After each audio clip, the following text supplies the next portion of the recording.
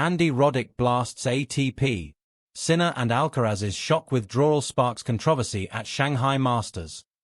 Somewhere in Spain, Carlos Alcaraz can finally stretch out and breathe easy after skipping Shanghai to recover from an ankle injury he picked up in Tokyo. While the world #1 enjoys calm after his Japan Open triumph, brutal heat and humidity have ripped the draw apart in China. Jannik Sinner also fell victim, as he retired with a painful cramp against Talon Griekspoor. Players continue to suffer from extreme weather conditions and the demanding ATP schedule. And now, Andy Roddick took a moment to call out ATP for its stringent scheduling. On October 7th, in a new episode of his Served podcast, the former world #1 took direct aim at what he calls tennis's broken rhythm. Roddick stated, "This schedule continues to suck." He continued, "It has sucked. It's only getting worse." Roddick's critique wasn't just about player fatigue, it was about a sport losing its balance. He pointed out the impossible expectations placed on stars like Carlos Alcaraz and Jannik Sinner. "Some people are mad that Alcaraz isn't playing. Sinner withdrew. It's not that it's not on them. Like you can't do it all the time," he said, before taking a direct shot at the calendar itself. January 1st through the end of November for years in a row. You just can't do it. It's too much of an ask. Something's got to give, Roddick continued. Then came the kicker, his verdict on the ongoing Shanghai Masters. It's given this week in Shanghai.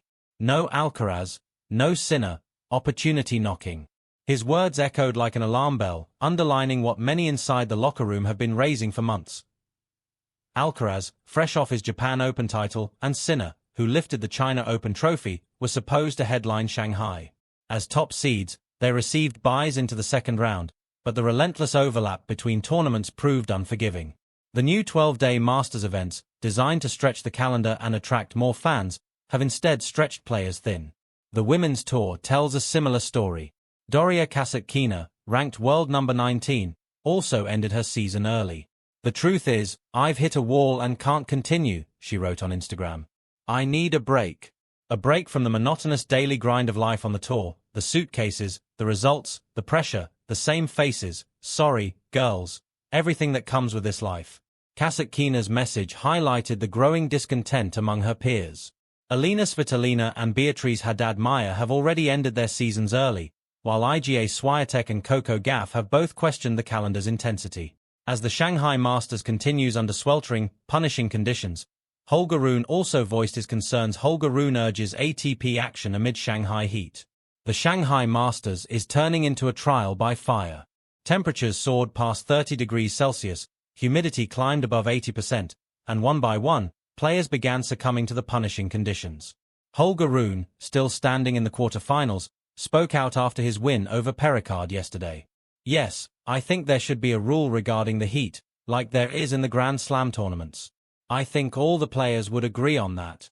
Today was better, as you say, it was less hot.